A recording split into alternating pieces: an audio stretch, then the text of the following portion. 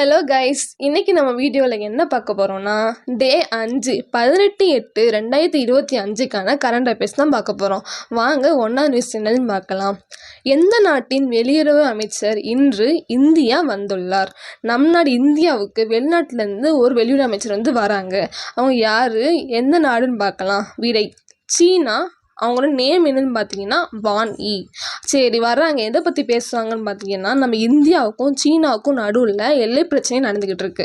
அந்த எல்லை பிரச்சனைகள் எப்படி சால்வ் பண்ணலாம், என்ன மாதிரி இருக்குது, அதை பற்றி பேச போகிறாங்க. யார்கிட்ட பேசுவாங்கன்னு பார்த்தீங்கன்னா, நம்ம இந்தியாவோட வெளியுறவு அமைச்சர் எஸ் ஜெயசங்கர் அவங்கக்கிட்ட தான் பேசுவாங்க. 2வது, ரஷ்ய அதிபர் புடின் இந்தியா வருவது எப்போது திட்டமிடப்பட்டுள்ளது? விடை 2025ஆம் ஆண்டு இறுதியில், அதாவது டிசம்பர் மாதத்துக்குள்ளே வருவாங்கன்னு சொல்லி திட்டமிடப்பட்டிருக்காங்க. சரி, ரஷ்ய அதிபர் வந்து நம்ம இந்தியா நாட்டுக்கு வர்றாங்க. எதை பற்றி இவங்க வந்து பேச வராங்கன்னு பார்த்தீங்கன்னா, நம்ம இந்தியாவுக்கும் ரஷ்யாவுக்கும் நடக்கிற பாதுகாப்பு ஒப்பந்தம், எரிசக்தி ஒத்துழைப்பு, சர்வதேச ஒத்துழைப்பு, அதாவது SCO, பிரிக்ஸ் மாநாடு, இந்த மாதிரி ரிலேட்டட் நிறைய இது இருக்குல்ல, இதை பற்றி பேச வராங்க.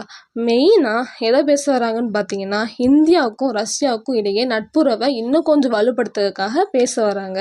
அடுத்து 3வது கொஸ்டின், எந்த மாநிலம் மத்ரசா சட்டத்தை ரத்து செய்து அனைத்து சிறுபான்மையின கல்வி நிறுவனங்களுக்கு சட்டம் கொண்டு வந்துள்ளது? விடை உத்தரகாண்ட். சரி, இந்த மத்ராசா சட்டம் அப்படின்னா என்னன்னு பார்த்தீங்கன்னா, அது ஒரு விதமான ஆக்டு. அது வந்து பழைய இதில் வந்து இருந்திருக்கு. மத்ராசா ஆக்டுன்னு சொல்லி ஒன்று இருந்திருக்கு. அதை இந்த உத்தரகாண்ட் இதுக்கு வந்து கேன்சல் பண்ணி இப்போ புதுசாக ஒரு ஆக்டை கொண்டு வந்திருக்காங்க. அது என்னதுன்னு பார்த்தீங்கன்னா, மைனாரிட்டி எஜுகேஷ்னல் இன்ஸ்டிடியூஷன் பில் அப்படின்னு கொண்டு வந்தாங்க. எந்த வருஷம்னு பார்த்தீங்கன்னா 2025 கொண்டு வந்திருக்காங்க. ஆனால் அது எப்போ நடைமுறைப்படுத்த போகிறாங்கன்னு பார்த்தீங்கன்னா, ஜூலை 1, 2026 தான் நடைமுறைக்கு அந்த திட்டம் வந்து கொண்டு வருது. இது மூலமாக எந்த ஜாதி, எந்த மதம், எந்த இனம், அந்த மாதிரி எதுவுமே பார்க்காம எல்லா குழந்தைகளும் இந்த திட்டத்தின் மூலமாக அரசோட நல்ல பணிகளை வந்து பெறுவாங்க அப்படின்னு சொல்லி இந்த திட்டத்தை புதுசாக கொண்டு வந்திருக்காங்க. எப்போ நடைமுறைக்கு வருதுன்னு பார்த்தீங்கன்னா, ஜூலை 1, 2026. ஆனால் ஆல்ரெடி கொண்டு வந்தது 2025 கொண்டு வந்துட்டாங்க.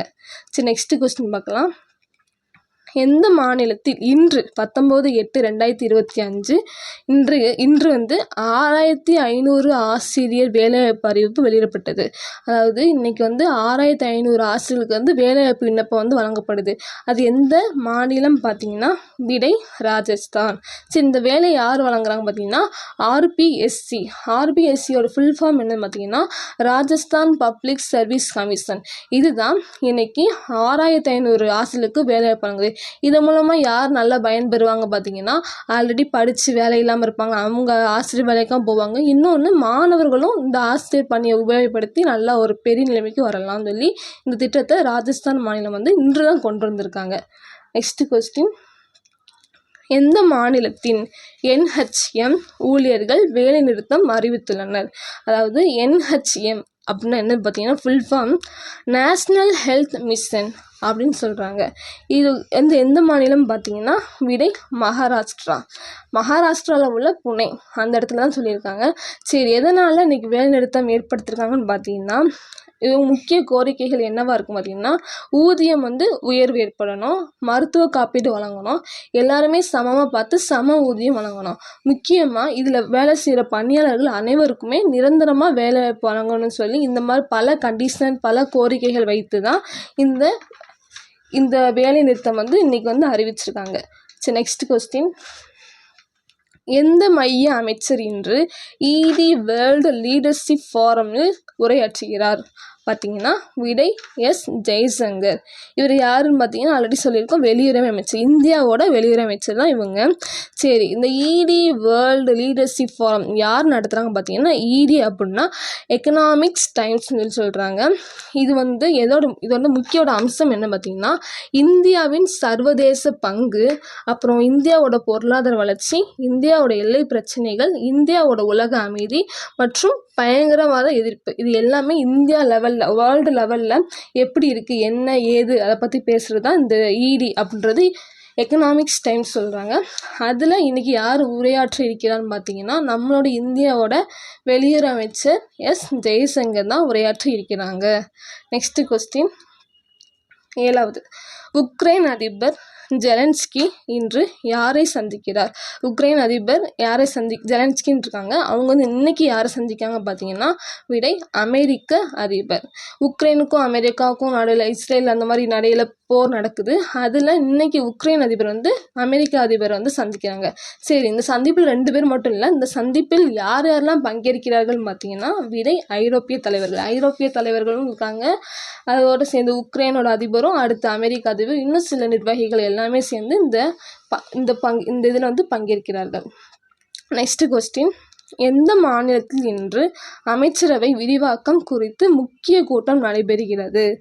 விடை சத்தீஸ்கரில் இன்னைக்கு முதல்வர் தலைமையில் இந்த அமைச்சரவை வந்து கூட்டம் கூடுகிறது.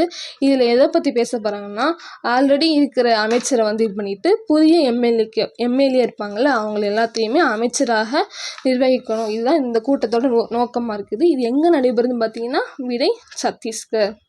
நெக்ஸ்ட் 9வது கொஸ்டின், எந்த மாநில நகரத்தில் 19 முதல் 20 ஆகஸ்ட் வரை 36 மணி நேர நீர் துண்டிப்பு அறிவிக்கப்பட்டுள்ளது பார்த்தீங்கன்னா, விடை மகாராஷ்டிரா, நாக்பூர். சரி, நாக்பூரில் தான் இந்த மாதிரி இது நடக்குது. எவ்வளோ நேரம் பார்த்தீங்கன்னா 36 மணி நேரம் வந்து மக்களுக்கு வந்து நீர் கிடைக்காம நீர் துண்டிப்புனா வேறு ஒன்றும் இல்லை. இது வந்து ஒரு திட்டம். என்ன திட்டம் பார்த்தீங்கன்னா, அம்ருத் திட்டம் சொல்கிறாங்க. இது மூலமாக எல்லா மக்களுக்கும் நீர் வந்து ஒரு இந்த 36 மணி நேரம் மட்டுமே கிடைக்காது. ஆனால் அதுக்கப்புறம் எப்போவுமே கிடைக்கிற மாதிரி செய்கிறது இந்த திட்டம். இந்த திட்டத்து மூலம் என்ன செய்வாங்கன்னா, புதிய நீர் குழாய் இணைப்பு பணிகள் வந்து நடைபெறுது. இது வந்து எதுக்காக இப்படி பண்ணுறாங்க பார்த்தீங்கன்னா, இப்போ வந்து அடிக்கடி நீர் தட்டுப்பாடு ஏற்படுது. இந்த மாதிரி தட்டுப்பாடு ஏற்படாமல் தண்ணியை வந்து சேவ் பண்ணி மக்களிடம் முன்னதாகவே தண்ணீர் சேமிக்க அறிவுறுத்தப்படுறதுக்கான இந்த திட்டம் கொண்டு வந்திருக்காங்க. இதுவும் ஒரு வகையான நலத்திட்டம் தான். நெக்ஸ்ட்டு 10வது கொஸ்டின் பார்க்கலாம். எந்த விளையாட்டு போட்டிக்காக இந்திய அணியை இன்று தேர்வு செய்கிறார்கள்? அதாவது நம்ம இந்தியாவில் எக்கச்சக்கமான விளையாட்டு நடைபெறுதாங்க. கபடி, கால்பந்து, அந்த மாதிரி நிறையா விளையாட்டு ஏற்பட்டிருந்தாங்க. அதில் இன்று எந்த இதுக்காக தேர்வு செய்கிறாங்க பார்த்தீங்கன்னா, கிரிக்கெட் அணியை தான். ஆசிய கோப்பை 2025ன்னு சொல்லியிருக்காங்க. இது வந்து வருடம் நடக்கிற ஒரு இது மாதிரி தான். அதனால் இது வந்து ஒரு ஸ்போர்ட்ஸ் நியூஸு கொஞ்சம் தெளிவாக பார்த்துக்கலாம். டெய்லியுமே கரண்ட் அஃபேர்ஸில் வந்து ஸ்போர்ட்ஸ் நியூஸ் வந்து இன்க்ளூட் ஆகுது. அதனால் ஸ்போர்ட்ஸ் நியூஸ் கொஞ்சம் தெளிவாக பார்த்தீங்கன்னா ஈஸியாகவே டிஎன்பிஎஸ்சியில் நடக்கிற எல்லா கரண்ட் அஃபேர்ஸ் கேள்விக்கும் ஈஸியாகவே நம்ம வந்து ஆன்சர் பண்ணி கிளியர் பண்ணிடலாம். இதே மாதிரி நம்ம சேனலில் நேஷ்னல், இன்டர்நேஷ்னல், ஸ்டேட், ஸ்போர்ட்ஸ் லெவலில் நியூஸ் போடுறோம்.